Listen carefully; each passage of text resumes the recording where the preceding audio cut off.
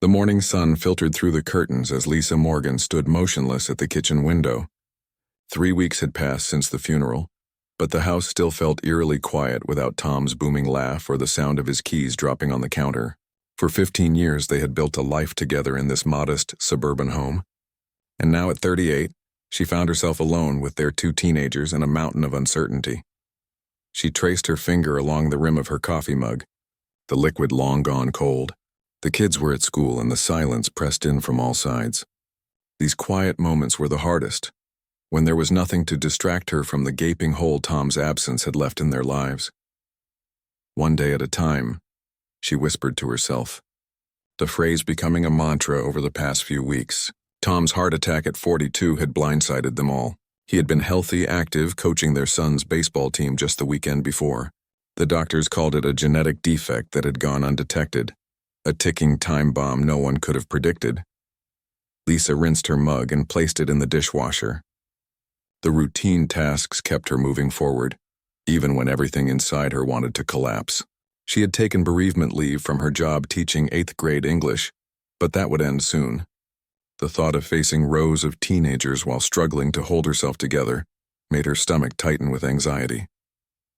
With a deep breath, she headed toward Tom's home office. She had been putting this off, but the stack of bills on the kitchen counter reminded her that grief wouldn't pay the mortgage. She needed to understand their financial situation. The office smelled like him, a mix of coffee and the sandalwood cologne she had given him last Christmas. Fighting back tears, Lisa sat in his chair and began opening drawers. Their filing system had always been Tom's domain. As an accountant, he had managed their finances with meticulous care, while Lisa had handled the day-to-day spending. In the bottom drawer, she found a folder labeled Family Finances. Inside was a detailed spreadsheet of their accounts, insurance policies, and monthly expenses. As she scanned the numbers, her heart sank. Their savings would cover about 3 months of expenses. Tom's life insurance policy was modest, enough to pay off the remaining mortgage and maybe a year of living expenses if they were careful. Lisa leaned back in the chair, a wave of panic washing over her. Her teaching salary alone wouldn't be enough to maintain their lifestyle and save for college for both kids. Something would have to give. A soft ping from Tom's computer caught her attention. It had been in sleep mode and she moved the mouse without thinking. The screen lit up, revealing an unfinished email Tom had been writing to her the day before he died. "Hey Lisa," it began. "Been thinking about that vacation we talked about. Found some good deals for the beach house in June. Also, don't forget I have that doctor's appointment tomorrow. Nothing serious, just the annual checkup. Love you." Lisa's hand flew to her mouth, a sob escaping despite her best efforts. He never made it to that appointment.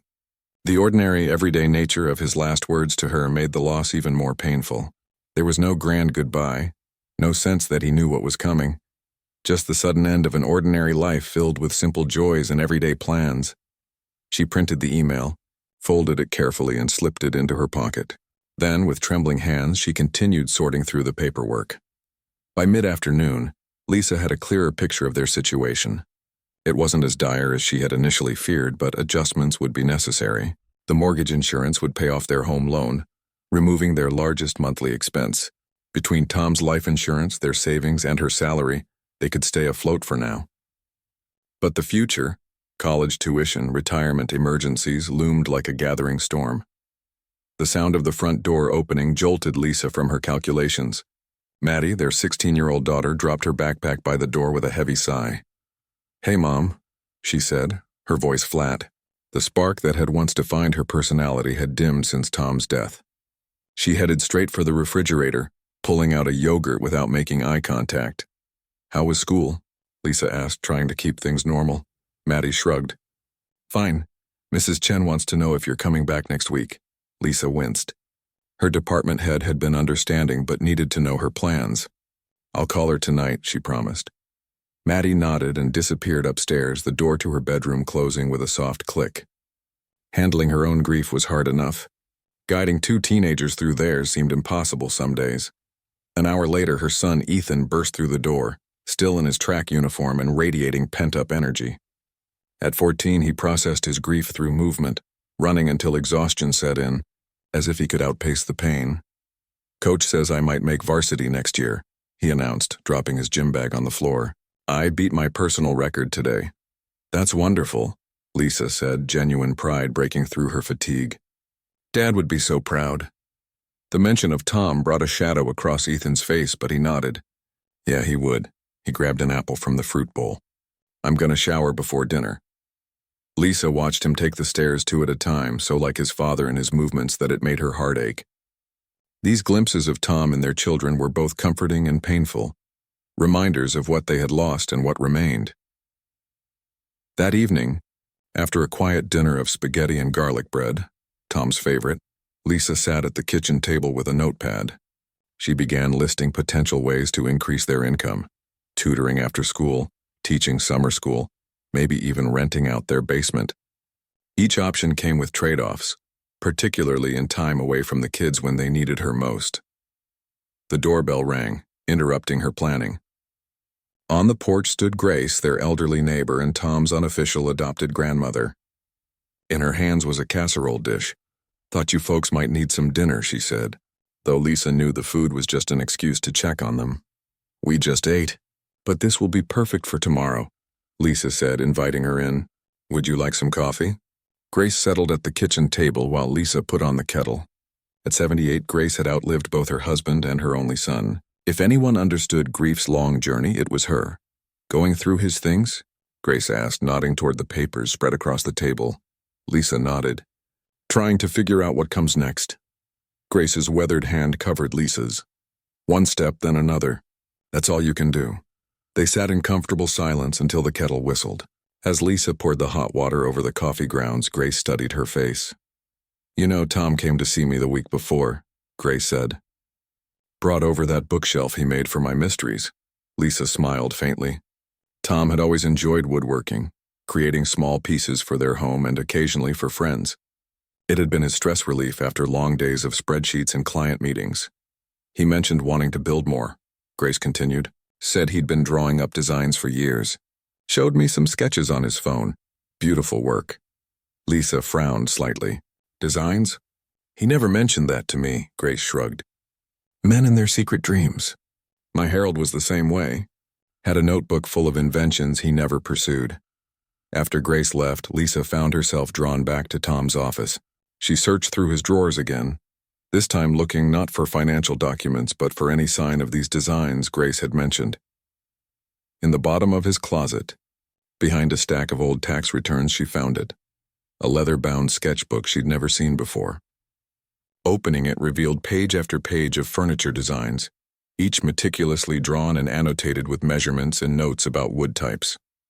Coffee tables with unique bases, bookshelves with hidden compartments, dining tables that could expand to seat 12.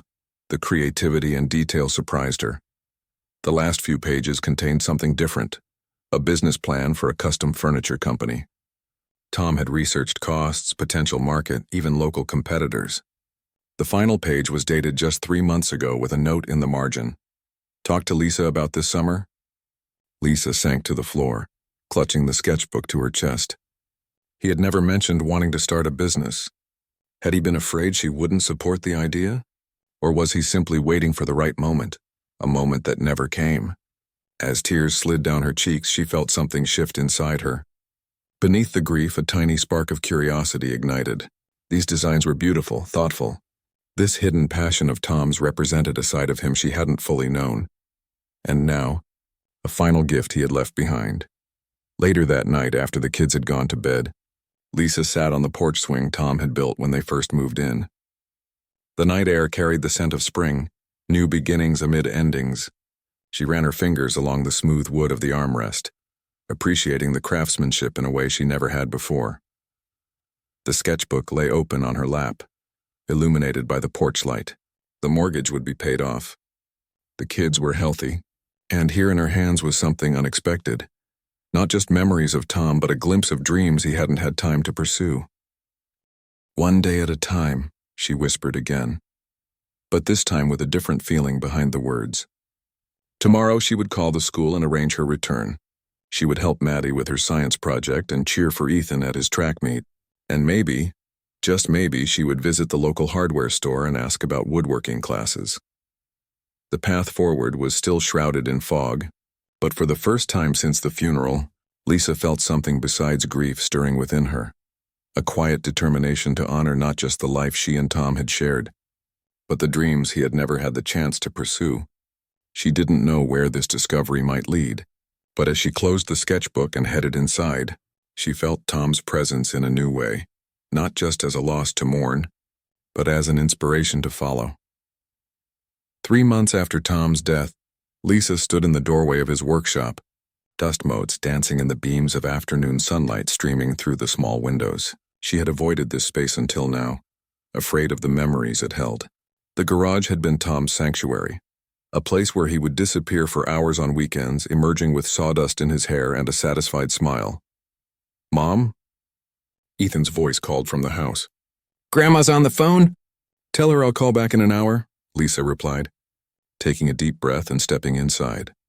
The workshop was exactly as Tom had left it, tools hanging on a pegboard wall, a half-finished birdhouse on the workbench, a coffee mug with hardened remnants still sitting next to his safety goggles. She ran her fingers along the edge of the wooden workbench he had built himself, remembering how proud he had been of this space.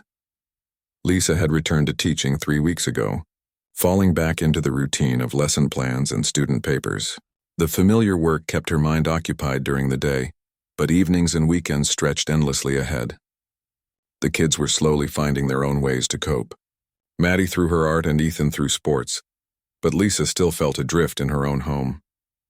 Tom's sketchbook had remained on her nightstand since she discovered it. Each night she would flip through the pages, studying his designs and wondering about the dreams he had kept tucked away. Today, she had finally gathered the courage to enter the workshop with a purpose. Lisa opened the cabinet where Tom kept his wood supplies. Inside were neatly labeled bins of screws, nails, and other hardware, along with several planks of different woods. A sticky note on one shelf read, "Cherry for Lisa's birthday," with a small heart drawn next to it. Her eyes filled with tears, but she blinked them away. "Okay, Tom," she whispered. "Show me what you loved about this." She pulled Tom's sketchbook from her bag and opened it to one of the simpler designs, a small side table with gently curved legs. According to his notes, it would be perfect for beginners. Lisa had signed up for a basic woodworking class at the community center, but it wouldn't start for another 2 weeks. Still, she could at least organize the materials and try to understand the process. As she sorted through Tom's tools, she found a USB drive labeled Woodworking Tutorials tucked inside his toolbox. That night, after the kids were in bed, Lisa plugged it into her laptop. It contained dozens of videos Tom had downloaded, everything from basic skills to advanced joinery techniques. "You really were serious about this," she murmured. Clicking on a video titled Woodworking 101 Essential Tools and Safety. For the next week, Lisa spent her evenings watching tutorials and taking notes. During the day, she taught her classes and managed the household, but the workshop began calling to her in quiet moments. On Saturday morning, she woke up early with a sense of purpose she hadn't felt in months. "I'm going to the hardware store," she announced at breakfast. "Anyone want to come?" Maddie and Ethan exchanged glances over their cereal bowls. "You're going to the hardware store?" Maddie asked, raising an eyebrow. "Why?" Lisa hesitated, then decided on honesty. "I found Dad's sketchbook, his furniture designs. I'm thinking about trying to make one." The silence that followed felt heavy until Ethan shrugged. "Cool, can I come? Dad always took me with him."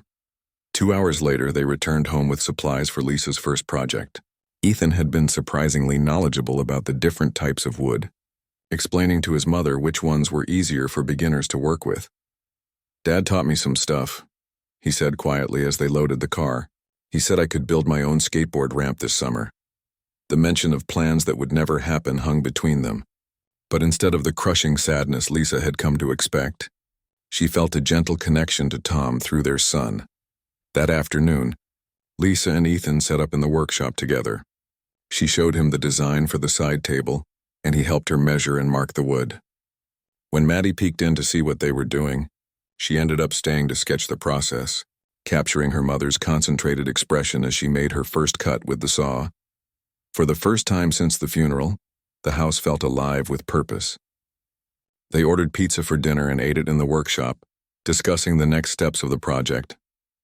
As Lisa looked at her children, animated in a way she hadn't seen in months. She felt a weight lifting slightly from her shoulders. The side table took 3 weekends to complete. Lisa made mistakes, plenty of them, but with each error she learned something new. The community center class helped refine her skills, and she found herself looking forward to Tuesday evenings when she could discuss techniques with other beginners. When the table was finally finished, it wasn't perfect. One leg was slightly shorter than the others, and the finish wasn't as smooth as Tom would have made it. But standing in the workshop, running her hand over the completed piece, Lisa felt a surge of pride unlike anything she had experienced in years. "Dad would love it," Maddie said from the doorway, her sketchbook tucked under her arm. Lisa smiled, her first genuine smile in months. "It's a bit wobbly." "It has character," Ethan declared, rocking it back and forth. "Where are we putting it?" They placed the table in the living room next to the couch. Every time Lisa walked past it, she felt a small spark of accomplishment. It wasn't just a piece of furniture. It was a connection to Tom and a reminder that she could create something with her own hands. A week later, Grace came over for coffee. As the elderly woman settled on the couch, she noticed the new side table. "Well, isn't this lovely?" she said, examining it closely. "Did you buy this recently?" Lisa hesitated. "Actually, I made it. Using one of Tom's designs." Grace's eyes widened. "You made this?" "My dear, it's beautiful." "It's not perfect," Lisa admitted. "The finish is uneven and—" "Nonsense," Grace interrupted. "It has soul. That's what matters in handmade things." She looked up at Lisa with bright eyes. "You know, my reading group has been looking for a coffee table for our meeting room at the library. The budget won't stretch to anything nice from a store. I don't suppose—" The question hung in the air. Lisa's immediate instinct was to refuse. She was just a beginner after all. But something about Grace's confidence in her gave her pause. "I could try," she said slowly. "Tom has a design for a coffee table that looks fairly straightforward." Grace beamed. "Wonderful. We can pay you, of course. It won't be much, but I no need," Lisa said quickly. "Consider it a thank you for all the casseroles." That night, Lisa opened Tom's sketchbook again, this time with a different perspective. She wasn't just preserving his memory anymore. She was building something new from the foundation he had left behind. The coffee table for Grace's reading group took longer than the side table.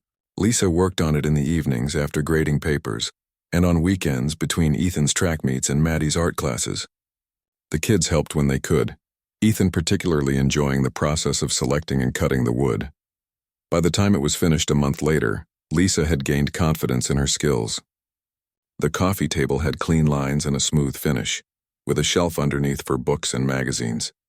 When Grace and 2 other members of her reading group came to pick it up, their delight was evident. "It's exactly what we needed," said Peggy, the reading group's organizer. "So much nicer than anything we could have afforded. My daughter-in-law just bought something similar from that fancy furniture store downtown," Ruth added. "She paid a fortune for it, and honestly, yours looks better." Lisa felt a blush rising to her cheeks. "It's just a simple design. Tom was the one with the real talent." "Don't sell yourself short," Grace said firmly. "You've got a gift. Tom may have drawn the plans, but you brought them to life." As the women left with the table carefully loaded in Peggy's station wagon, Lisa felt a strange mix of emotions. Pride in what she had created, sadness that Tom wasn't there to see it, and something else. A quiet excitement about what might come next. 2 days later, Grace called. "The reading group loves the table," she reported. "And Peggy's daughter was at the library yesterday. She wants to know if you'd make one for her new apartment." Lisa's first instinct was to say no. She had a full-time job, 2 teenagers, and barely enough energy to keep up with daily life. But the thought of returning to the workshop, of losing herself in the rhythm of measuring and cutting and sanding, called to her in a way teaching no longer did. "Tell her I'll call her tomorrow," Lisa said finally. That night, she sat on the back porch, a cup of tea in one hand and Tom's business plan in the other. His neat handwriting outlined startup costs, potential pricing strategies, and marketing ideas. At the bottom of the page, he had written, "Name ideas, Morgan Fine Furniture. Tom's custom designs? Think about this." Lisa traced the words with her finger, a plan slowly forming in her mind. She couldn't quit her job, not yet. But summer break was coming. She had 2 months stretching ahead of her, time that had once seemed daunting in its emptiness. Now it looked like an opportunity. Lisa's workshop, she whispered, testing the name. Then she shook her head with a small smile. No, Morgan Designs. The next day, she called Peggy's daughter and agreed to make the coffee table. Then she opened a separate bank account, created a simple spreadsheet to track expenses and income, and ordered a small stack of business cards with the Morgan Designs logo, a simple sketch of a table that Maddie had drawn for her. As she stood in the workshop that evening, looking at the wall where Tom's tools hung neatly in place, Lisa felt his presence more strongly than she had since the funeral. Not as a ghost or a memory, but as a partner in this new venture. I think I'm going to need more wood, she said aloud, smiling as she imagined what he would say in response. Outside, the summer sun was setting, casting long shadows across the yard where Ethan was practicing his track starts, and Maddie was sketching under the old oak tree. Life was moving forward, not leaving Tom behind but carrying his dreams with them in a way none of them had expected. By the end of summer, Lisa had completed 5 pieces of furniture, 3 coffee tables, a bookshelf, and a small dining table. Each piece sold quickly through word of mouth, with customers often referring their friends or requesting additional items. Her modest profit was tucked away in the Morgan Designs account, growing slowly but steadily. As the new school year approached, Lisa faced a dilemma. Orders were coming in faster than she could fill them in her spare time, but she wasn't ready to give up her teaching position. The stability of her salary and benefits provided security her fledgling business couldn't yet offer. You look stressed, her friend Diane remarked over lunch in the school cafeteria. School had been back in session for 2 weeks, and Lisa had been up until midnight the past 3 nights working on a custom sideboard. Lisa sighed, pushing her salad around with her fork. I'm just trying to figure out how to balance everything. I love teaching, but Morgan Designs is taking off in a way I never expected. Diane, who taught science across the hall, studied her thoughtfully. You know, my brother-in-law runs that woodworking shop downtown. Maybe he could help with some of the production work. The idea took root. That weekend, Lisa visited Parkway Woodcraft and met with the owner, Paul. In his late 50s with calloused hands and a straightforward manner, he listened as Lisa explained her situation and showed him Tom's designs. Good work, he said, examining the sketches. Clean lines, smart joinery. Your husband had talent, thank you, Lisa said. So do you think we could work something out? I'd handle the design and finishing, but I need help with the initial cuts and assembly. Paul scratched his beard. I've got some spare capacity on Thursdays and Fridays. We could start there, see how it goes. The partnership allowed Lisa to accept more orders while maintaining her teaching schedule. Paul's expertise improved the efficiency of production, and his suggestions often enhanced Tom's original designs. By Christmas, Morgan Designs had a backlog of orders and a small but loyal customer base. Lisa used her winter break to transform the garage fully into a proper workshop, installing better lighting and purchasing a few key tools that would allow for more detailed work. Ethan helped paint the walls a warm cream color, while Maddie designed a proper logo to replace the simple sketch they had been using. You know, Dad would be really proud, Maddie said as they hung the new Morgan Designs sign above the workbench. At 17, she had grown taller over the past year, her face losing some of its childish roundness. The grief that had shadowed her eyes was still there, but it no longer defined her. Lisa smiled, tightening the last screw. I think he would be. Sometimes I feel like he's right here with us watching me mess up his beautiful designs. Ethan, arranging tools on the pegboard, snorted. You don't mess them up. That chair you made for Mrs. Klein is way cooler than the one in Dad's sketchbook. It was true. Lisa had begun adapting Tom's designs, adding her own touches, a curved back here, an inlaid pattern there. What had started as a tribute to her husband was evolving into a creative partnership that transcended his absence. In February, an unexpected email arrived in the Morgan Designs inbox. Samantha Wells, an interior designer from the city, had seen one of Lisa's coffee tables in a client's home and wanted to discuss a potential collaboration for a beach house renovation. A beach house? Grace repeated when Lisa shared the news over tea. That sounds fancy. Lisa nodded, feeling both excited and intimidated. The client is some tech executive. Samantha says they want unique pieces that showcase craftsmanship. She mentioned a dining table, 6 chairs, a sideboard, and possibly some smaller accent pieces. Grace patted her hand. This could be your big break, dear. The meeting with Samantha went better than Lisa could have hoped. The designer, a stylish woman in her 40s with a portfolio of high-end projects, immediately connected with Lisa's aesthetic. "What I love about your work is the balance," Samantha explained as they reviewed photographs of Lisa's pieces. "There's a warmth to it, handcrafted but refined. My clients are tired of mass-produced furniture that looks like everyone else's. They want homes that tell a story." By the end of the meeting, they had agreed on 6 custom pieces for the beach house. The commission was more than Lisa had made in the past 6 months combined, allowing her to invest in better equipment and expand her hours with Paul. The beach house project consumed Lisa's evenings and weekends for the next 3 months. She hired 2 carpentry students from the local community college to help with the simpler tasks, teaching them as she worked. Maddie, now in her senior year of high school, assisted with the design modifications, her artistic eye proving invaluable for the decorative elements. "You should consider crediting Maddie on these pieces," Paul suggested one day as they reviewed the carved pattern she had designed for the dining chairs. "She's got a real talent," Lisa looked up in surprise. She had been so focused on honoring Tom's legacy that she hadn't fully acknowledged her daughter's growing contribution. "You're right," she said thoughtfully. "Morgan Designs isn't just about Tom anymore, is it?" When the beach house furniture was finally delivered in May, Samantha insisted that Lisa come along to see the pieces in their new home. The oceanfront property, with its soaring windows and natural light, provided the perfect setting for the handcrafted furniture. "These pieces transform the space," Samantha said as they stood in the dining room, admiring how the table's rich cherry wood complemented the blue ocean view. "The clients are thrilled." As if on cue, a call came through on Samantha's phone. She smiled as she listened, then handed the phone to Lisa. "The owner wants to thank you personally." The conversation changed everything. The client, impressed by the quality and design of the furniture, asked if Lisa would be interested in creating pieces for their main residence as well. Before she could process this opportunity, they mentioned that a house tour feature was scheduled for an upcoming issue of Coastal Living magazine, and they had specifically requested that Morgan Designs be credited for the furniture. "A magazine," Lisa repeated, her voice faint. "A national magazine?"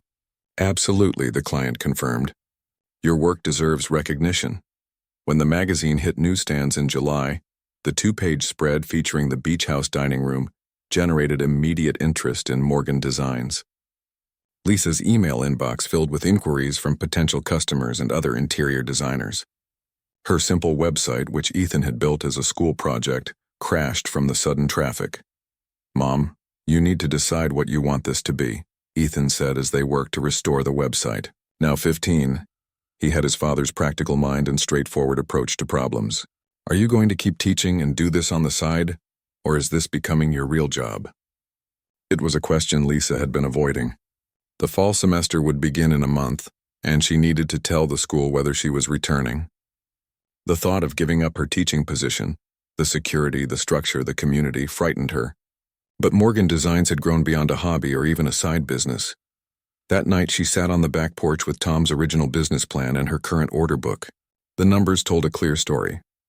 If she focused on Morgan Designs full-time, she could potentially earn more than her teaching salary while building something that belonged to her family. With a deep breath, Lisa made the call to her principal the next morning. "I won't be returning in the fall," she said, her voice steadier than she felt. "I'm pursuing another opportunity." The words hung in the air, terrifying and exhilarating. After saying goodbye, Lisa sat at her kitchen table, suddenly aware of the silence in the house. Had she made the right decision? What would Tom think of her gambling their security on this venture? A text message from Samantha interrupted her spiral of doubt. "Just heard from the Wilsons. They want to commission a complete bedroom set. When can we meet?"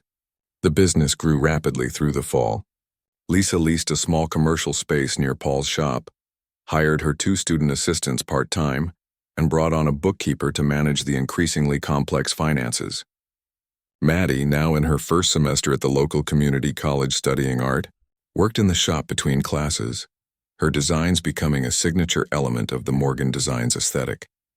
In November, a year and a half after Tom's death, Lisa received an envelope from the local Chamber of Commerce.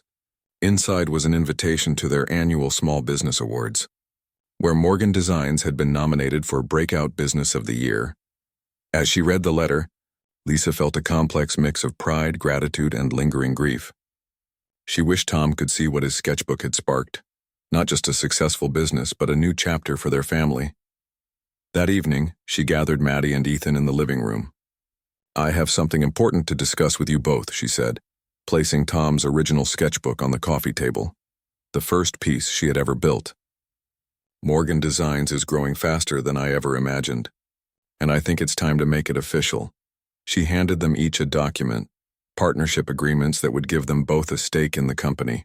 "This isn't just my business or even Dad's legacy," Lisa explained as they read through the papers. "It's ours, something we built together. I want it to reflect that." Maddie looked up, her eyes shining. "Does this mean my name goes on the pieces I design?" Lisa nodded. "Absolutely. And Ethan, I'm going to need help with the website and the tech side of things. This is going to be a proper family business." As they talked late into the night about future plans and possibilities, Lisa felt Tom's presence more strongly than she had in months, not as a ghost or a memory, but as the foundation upon which they were building something new. The path from grief to purpose hadn't been straight or easy, but sitting with her children, planning for a future none of them had imagined, Lisa felt a sense of peace she had once thought impossible. Morgan Designs wasn't just surviving, it was thriving, transforming from one man's hidden dream into a family's shared reality. And somewhere, Lisa was certain, Tom was smiling. 2 years after Tom's death, Morgan Designs had outgrown its small leased space. The warehouse Lisa purchased on the edge of town was 3 times larger, with high ceilings, excellent natural light, and enough room for separate areas dedicated to design, production, and finishing. The day they moved in, she walked through the empty space, her footsteps echoing on the concrete floor, hardly believing how far they had come. "What do you think?" she asked Maddie, who was measuring the front area for a showroom display. Her daughter looked up from her sketch pad, her face bright with excitement. "It's perfect. We can finally display the whole collection properly." The Morgan collection, as it had come to be known, now included over 30 standard pieces, from dining sets to bedroom furniture, all available with customization options. Each quarter they added new designs, some inspired by Tom's original sketches, others completely new creations from Lisa and Maddie. Lisa watched as the moving crew carried in workbenches and equipment. Paul, who had become more of a partner than a contractor, directed the placement of the heavy machinery with the precision of someone who understood their value. "The dust collection system goes against that wall," he called out, pointing to the far corner. "And mind those saw blades." At 59, Paul had initially planned to scale back his own business, but the success of Morgan Designs had reinvigorated his passion for woodworking. When Lisa proposed merging their operations, with him overseeing production while she focused on design and client relationships, he had agreed without hesitation. "Never thought I'd be starting something new at my age," he admitted as they watched the workshop take shape. "But this feels right." The expanded team now included 6 full-time craftspeople, an office manager, and a marketing consultant who handled their growing social media presence. Ethan, now 16, managed their website and online orders part-time after school, showing a natural talent for the business side of things. As Lisa walked back to her car that evening, she noticed the Morgan Designs sign being installed above the entrance. The logo, a simple, elegant M with a curved line suggesting both a piece of furniture and a flowing river, had been created by Maddie for their rebranding last fall. Seeing it mounted on their own building brought a lump to Lisa's throat. "We did it, Tom," she whispered, reaching into her pocket to touch the small wooden heart she carried, the first thing she had ever carved under his indirect guidance. The official opening of the new Morgan Designs showroom and workshop was scheduled for early June. Lisa had invited local business owners, clients, interior designers, and press to celebrate the milestone. The night before the event, she stayed late, making sure every detail was perfect. The showroom displayed their finest pieces, arranged to showcase how they might look in a home. Soft lighting highlighted the grain of the wood, while large photographs on the walls showed the creation process. In the center of the main display stood a dining table, the very design from Tom's sketchbook that had started it all, but refined over time with Lisa and Maddie's touches. Lisa ran her hand along its smooth surface, remembering how awkward and uncertain she had felt during those first attempts at woodworking. Now her hands moved with confidence, understanding the language of the wood in a way she once thought impossible. The ringing of her phone interrupted her thoughts. It was Diane, her former colleague from school. "Just calling to wish you good luck for tomorrow," Diane said. "The whole teacher's lounge is buzzing about it. We're so proud of you." Lisa smiled, settling onto one of the handcrafted benches. "It's still hard to believe sometimes. If you had told me 3 years ago that I'd be running a furniture company instead of teaching 8th grade English." "Life has a way of surprising us," Diane replied. "Are you nervous about tomorrow?" "A little," Lisa admitted. "There's going to be a reporter from Home and Design magazine, and apparently some big retail buyer is coming too." After the call, Lisa locked up and drove home through the quiet streets. The house was dark except for the porch light and a soft glow from Ethan's bedroom window. Inside, she found a note on the kitchen counter. "Made pasta. Yours is in the fridge. Good luck tomorrow." Emily Lisa warmed up the pasta and ate alone at the kitchen table, surrounded by the evidence of her children's growing independence. Maddie's college application materials were stacked on one corner. She was applying to design schools for the fall. Ethan's track schedule was pinned to the refrigerator, along with a flyer for a young entrepreneurs competition he had entered. They had all changed so much since Tom's death. The initial crushing grief had transformed into something else, not gone, but woven into the fabric of their new lives. They spoke of him often, remembering his laugh or what he might think of their latest designs. He remained present in their lives even as they moved forward without him. The opening event the next day exceeded all expectations. The showroom filled with guests admiring the craftsmanship of the furniture. Local news covered the story of how a grieving widow had built a thriving business from her late husband's unrealized dream. The reporter from Home and Design scheduled a longer interview for a feature article, but the most significant moment came when Catherine Wilson, a buyer from National Home, approached Lisa near the end of the event. "I've been following your work since that beach house feature," Catherine said, handing Lisa her business card. "National Home has been looking to add an exclusive artisan collection to our premium line. We'd like to discuss the possibility of a Morgan Designs collection for our stores." Lisa stared at the card, momentarily speechless. National Home was one of the largest furniture retailers in the country, with locations in every major city. That would be a considerable undertaking," she managed finally. Catherine nodded. "It would be. But we've been impressed with how you've scaled while maintaining quality. We don't want to mass-produce your pieces. That would defeat the purpose. We're thinking limited editions, highlighting the craftsmanship and story behind each design." They arranged a meeting for the following week, and as Catherine walked away, Paul appeared at Lisa's side. "Was that who I think it was?" he asked, his eyebrows raised. Lisa nodded, still processing the conversation. "National Home wants to discuss a partnership." Paul let out a low whistle. "That's the big leagues, Lisa." The potential partnership dominated discussion at the family dinner that night. Lisa had invited Paul and Grace to join them in celebrating the successful opening. "Would we have to change our designs?" Maddie asked, concern evident in her voice. She had just begun developing her own line within the collection, pieces that reflected her artistic sensibilities while honoring the Morgan Designs aesthetic. "Not according to Catherine," Lisa replied, passing the salad bowl. "She specifically mentioned maintaining our integrity and craftsmanship, but we'd need to create systems to scale production without losing quality. We'd need more people," Paul added. "Trained craftspeople who understand our standards. And a better inventory system," Ethan chimed in. "Our current one won't handle that volume." As they debated the pros and cons, Lisa realized how much her children had grown into their roles within the business. Maddie spoke with confidence about design integrity, while Ethan analyzed the logistics with remarkable clarity for a teenager. "What do you think, Mom?" Maddie asked finally. "Is this what you want?" Lisa considered the question carefully. 3 years ago, her only goal had been survival, finding a way through grief to provide for her children. The business had grown almost accidentally, each step forward driven more by necessity and opportunity than ambition. "I think," she said slowly, "that this is a chance to share what we've built with more people. But only if we can do it without compromising what makes Morgan Designs special." The negotiations with National Home stretched over several months. Lisa insisted on maintaining creative control and ensuring that each piece would still be handcrafted in their workshop.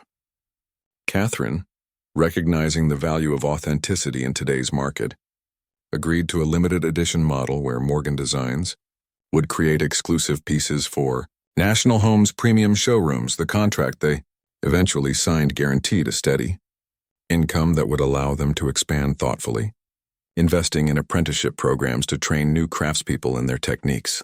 The first collection would launch in spring, featuring 12 pieces that told the story of Morgan Designs, from adaptations of Tom's original sketches to Maddie's newest creations. On the day Lisa signed the contract, she returned to the workshop alone.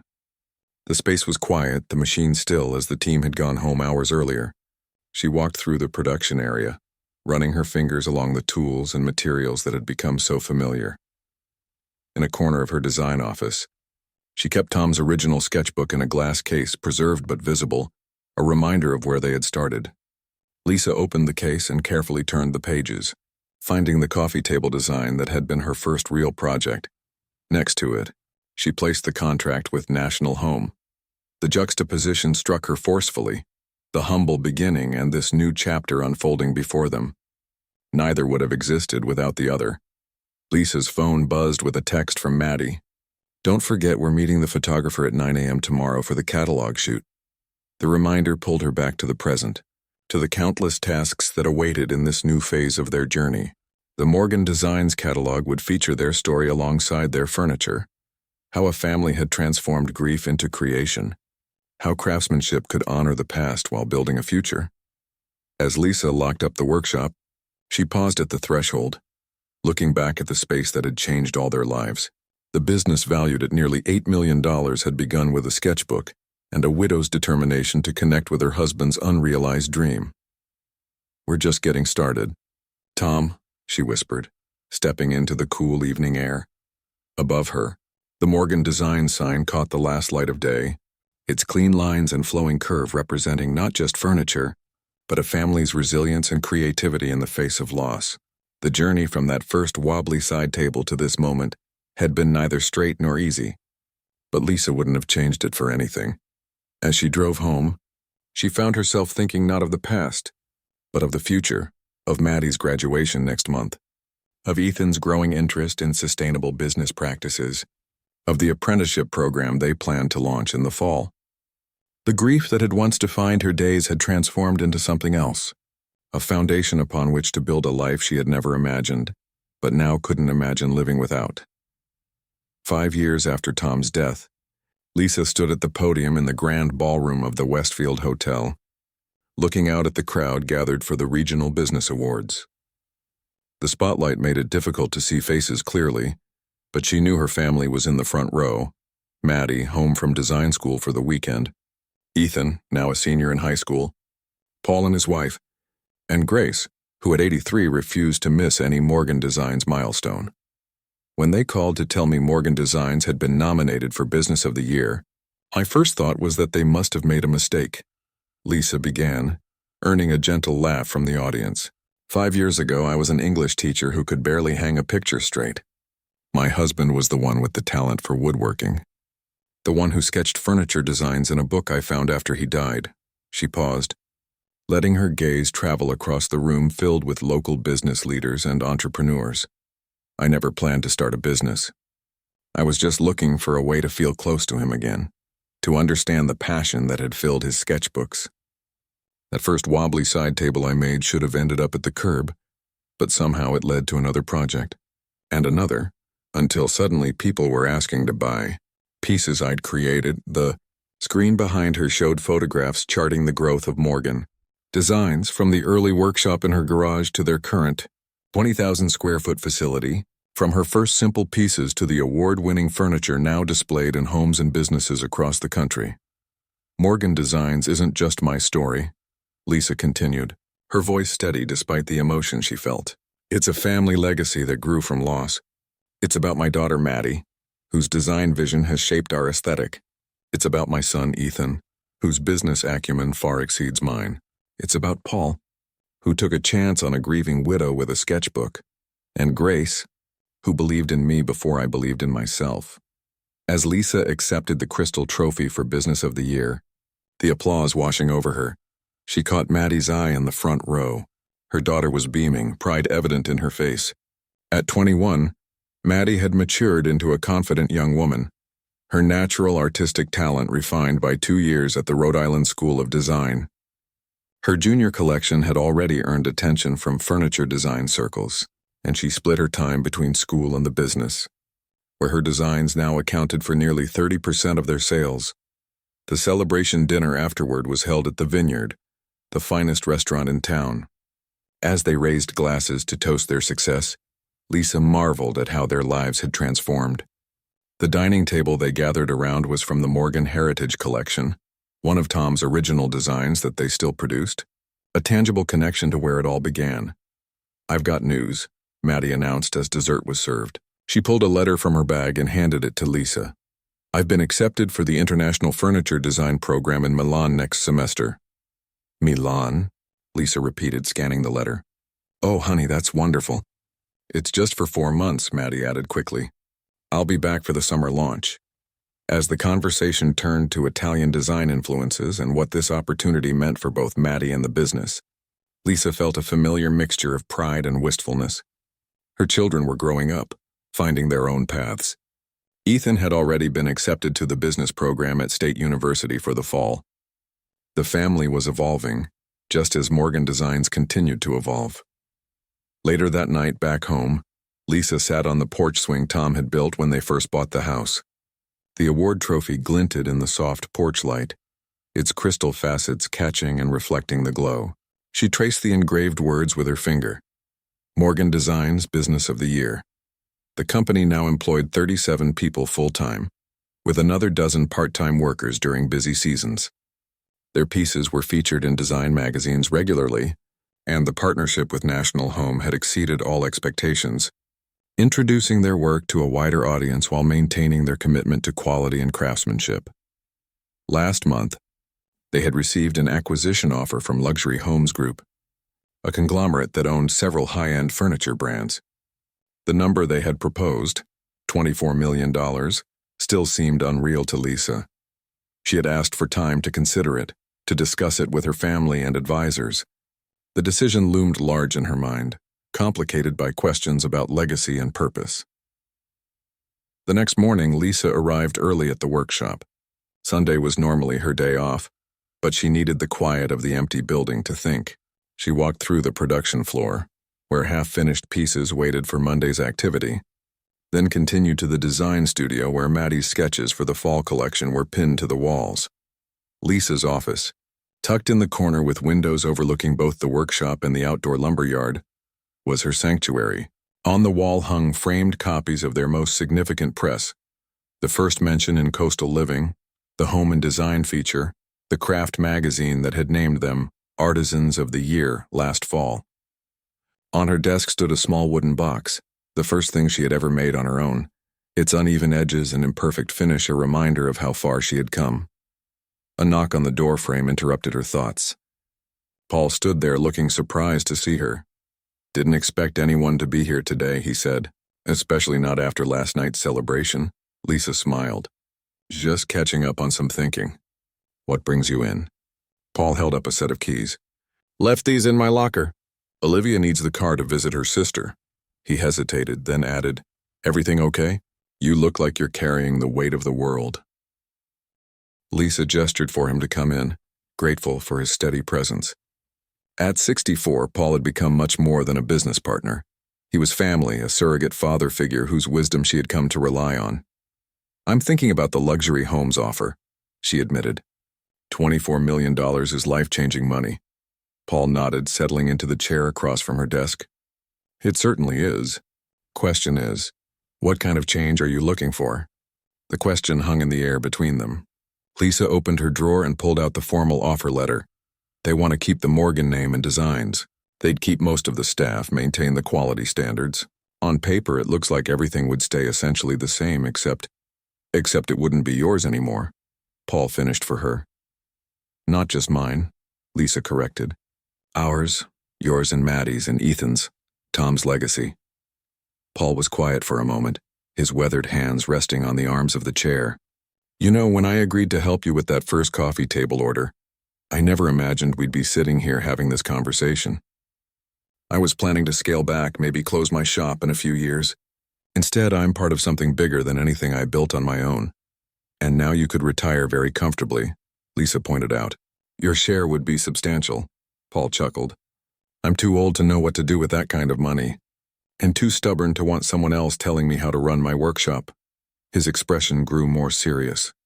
But that's me. You've got kids to think about, their future.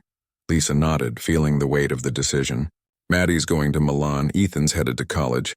The money would secure their education, give them options. But this business is also their inheritance, their connection to their father. Later that week, Lisa called a family meeting. They gathered around the dining table, the very one from her first commission for Grace's friend, with pizza and notebooks. The luxury homes offer lay in the center of the table like a visitor whose presence changed the dynamic of the room. Before we discuss the details, Lisa began, I want each of you to share what Morgan Designs means to you, not as a financial asset but as part of our lives. Ethan went first, surprising Lisa with his thoughtfulness. It's where I learned that change doesn't have to destroy you, he said. After Dad died, I was so angry. But watching you build something new out of that loss, it showed me that we can honor the past while still moving forward. Maddie's eyes glistened as she took her turn. It's where I found my voice as a designer. Every piece I create feels like a conversation with Dad, even though we never actually got to talk about design together. She twisted a bracelet on her wrist, a delicate wooden band Lisa had carved for her graduation. I always thought I'd come back after school, continue what we started. Paul spoke of pride in craftsmanship, of the satisfaction of building something that outlasts its creator. These pieces will be in homes long after we're gone, he said. That matters. As the conversation continued, Lisa realized something important was taking shape, not just opinions about the offer, but a vision for what Morgan Designs could become in the next 5 years and beyond. 2 days later, Lisa sat across from the representatives from Luxury Homes Group. The men in expensive suits had flown in specifically to hear her response to their offer, confident that no small business owner would turn down such a substantial sum. We appreciate your interest in Morgan Designs, Lisa began, her voice calm and confident. The offer you've made is generous and we've given it serious consideration. The lead negotiator smiled, already reaching for his folder of contracts. However, Lisa continued, we've decided that Morgan Designs will remain independent. The surprise on their faces was evident. The negotiator recovered quickly. Perhaps we could discuss a higher valuation? If there are specific concerns about the terms, Lisa shook her head. It's not about the number. Morgan Designs isn't just a business to us. It's a family legacy, a creative vision, and a community of craftspeople who take pride in what they build. That's not something we're willing to sell.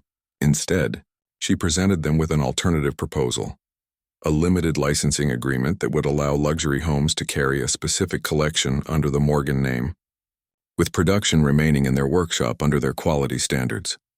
As Lisa walked them out afterward, the spring sunshine warm on her face, she felt a profound sense of certainty. The decision wasn't just about preserving the past. It was about embracing the future they wanted to create together. That evening, she visited Tom's grave for the first time in months. The small woodworking tools she had carved from cherry wood still stood at the base of his headstone, weathered but intact.